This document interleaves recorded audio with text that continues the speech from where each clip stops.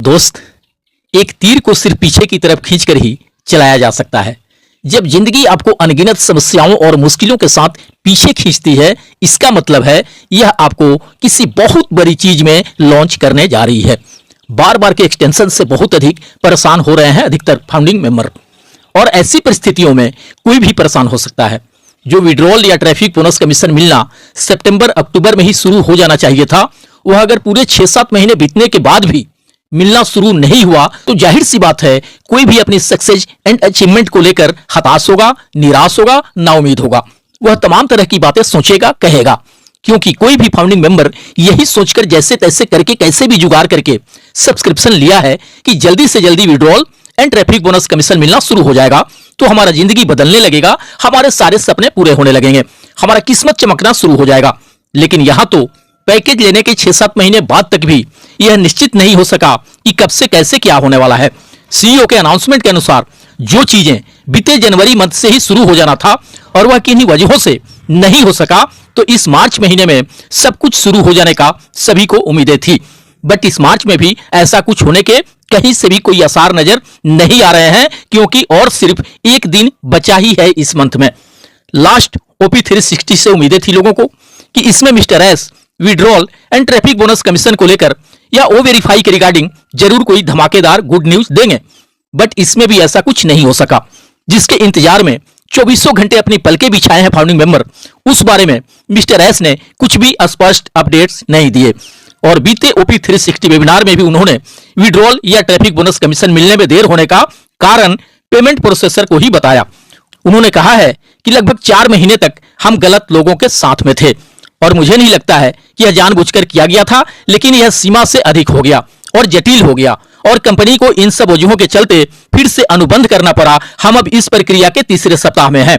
हमारे पास समाधान की तारीखें हैं, ऑन पैसिव की इसमें कुछ भी गलती नहीं है। दोस्त, अगर मिस्टर एस द्वारा कही गई ये सारी बातें सत्य है तो वे इसके लिए निश्चित रूप से पेमेंट प्रोसेसर या मर्चेंट या किसी भी थर्ड पार्टी को गलत ठहरा सकते हैं, बट ये सारा कुछ कंपनी के इंटरनल मामले हैं।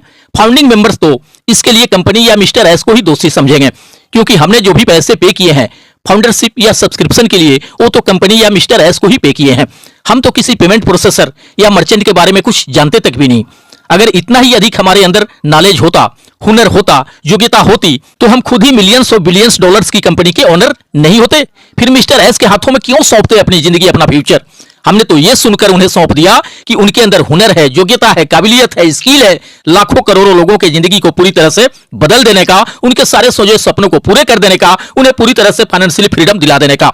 अब वे 4 महीनों से गलत लोगों के साथ में थे या सालों से गलत लोगों के साथ में थे, इससे भला क्या लेना देना किसी भी फाउंडिंग मेंबर को? वे तो बेचारे फाउंडर पोजीशन सब्सक्रिप्शन लेने के बाद से बस अपनी सफलता शुरू होने की राह देख रहे हैं और अपनी सक्सेस एंड अचीवमेंट को लेकर पूरी तरह से आश्वस्त और निश्चिंत रहे हैं हमेशा से कि जिस इंसान के हाथों में हम अपनी जिंदगी और फ्यूचर को सौंपे हैं वह कोई साधारण इंसान नहीं है।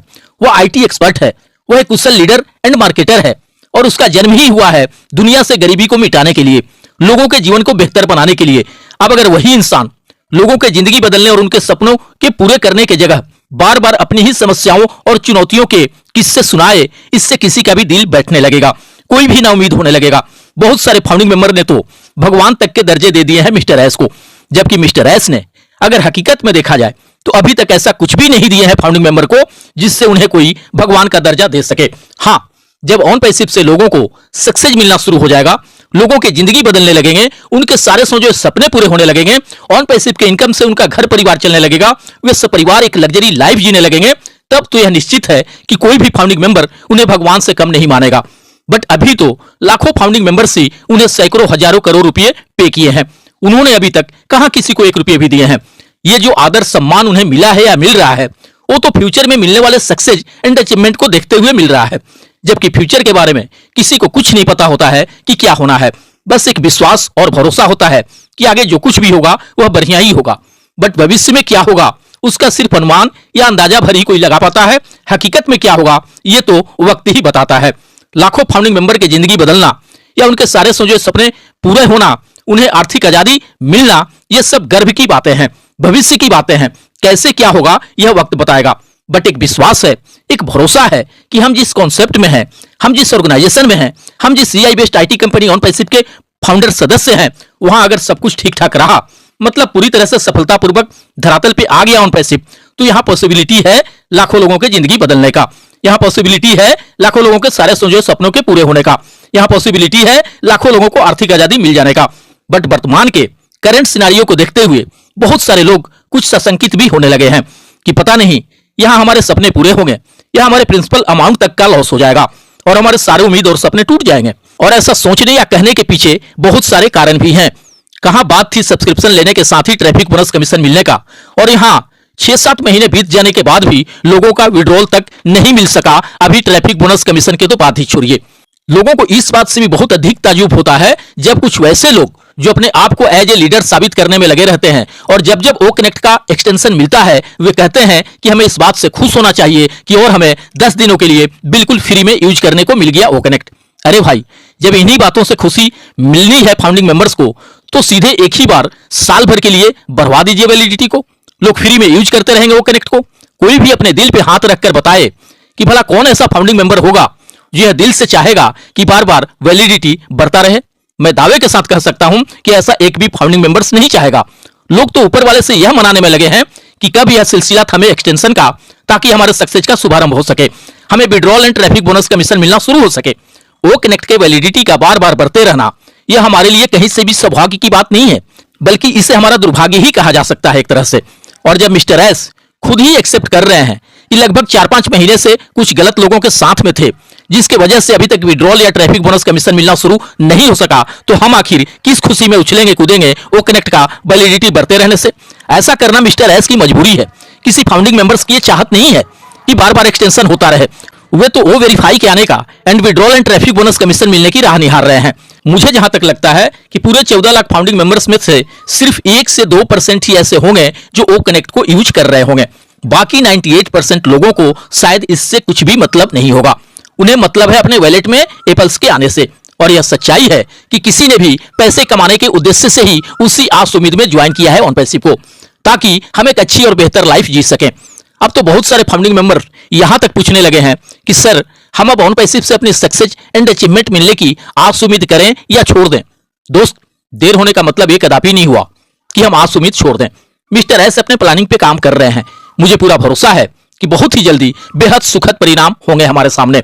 इस एक्सटेंशन के रिगार्डिंग मैंने अपने परसों के ही वीडियो में बता दिया था कि मेरे अनुमान से फिर 10 दिनों का हमें एक्सटेंशन मिल सकता है, और वही हुआ भी। अभी भी मुझे उम्मीद है कि 21 अप्रैल तक के लिए यह वैलिडिटी जा सकता है और शायद वह लास्ट एक्सटेंशन होगा। मेरे ख्याल से हम अप्रैल के फर्स्ट या सेकेंड वीक में तो नहीं, but third and fourth week से बहुत कुछ शुरू हो जाने का उम्मीद कर सकते हैं। बट यहाँ एक बात और भी मैं कहना चाहूंगा आप सभी से, कोई भी सिर्फ ऑन पैसिव के ही भरोसे ना बैठा रहे। आप कुछ न कुछ ऐसा काम धाम जरूर करते रहिए जिससे आपका घर परिवार, आपका दाल रोटी चल सके, क्योंकि हम सभी सिर्फ अपने स्तर से चीजों को देख रहे हैं, समझ रहे हैं, बट यह हकीकत में कब से क्या होना है यह कंफर्म किसी को भी कुछ पता नहीं है। फिर भी यह उम्मीद जताया जा रहा है कि पैकेज परचेजिंग शुरू हुए पूरे 7 महीने हो गए, अब अधिक देर नहीं लगना चाहिए हमारे सक्सेस के शुरुआत होने में। अगर मेरे अनुमान की बात करें तो मुझे पूरा विश्वास है कि अप्रैल मंथ के 3rd to 4th वीक से वो सब कुछ होना शुरू हो जाएगा जिसका काफी बेसब्री से इंतजार है हमें। इसलिए किसी को भी घबराने की या परेशान होने की या नाउमीद होने की बिल्कुल भी जरूरत नहीं है। आखिर कितना अधिक लंबा खींच के ले जा सकते हैं मिस्टर एस। बहुत जल्द शुरुआत होगा हमारे सक्सेस का, और किन्हीं वजहों से अगर अप्रैल मंथ में भी कुछ शुरू नहीं हो सका, तब हमारे जो भी रिस्पॉन्सिबल इंडियन लीडर्स हैं उन्हें इन सब मुद्दों को लेकर मैनेजमेंट एंड मिस्टर एस के साथ एक मीटिंग फिक्स करना चाहिए। या तो वे सारी चीजों का संभव हो तो जल्दी से जल्दी शुरुआत करें, और अगर अभी भी कुछ अड़चने हो सब कुछ शुरू कर देने के राह में, तो एक स्पष्ट समय सीमा निर्धारित कर दें कि कब से क्या होना है। इससे कोई भी फाउंडिंग मेंबर परेशान नहीं होंगे, उन्हें बस इंतजार रहेगा उस समय सीमा का जो मिस्टर एस निर्धारित किए रहेंगे। बट इन बातों का भी ध्यान रखना होगा, जो भी तारीख मिले उस तारीख पे कुछ भी करके सब कुछ शुरू हो जाना चाहिए। हालांकि मुझे नहीं लगता है कि लीडर्स एंड मिस्टर एस के बीच बैठक करने की जरूरत होगी, क्योंकि अप्रैल में ही सब कुछ शुरू हो जाने का उम्मीद है। अब देखते हैं आगे कैसे क्या होता है। तब तक कैसे भी करके हमें अपने धैर्य को बनाए रखना होगा और इंतजार करना होगा अपनी सफलता शुरू होने का। जीवन भविष्य की कामनाओं के साथ मिलते हैं नेक्स्ट वीडियो में। थैंक यू दोस्त, धन्यवाद। OnPassive, the future of internet.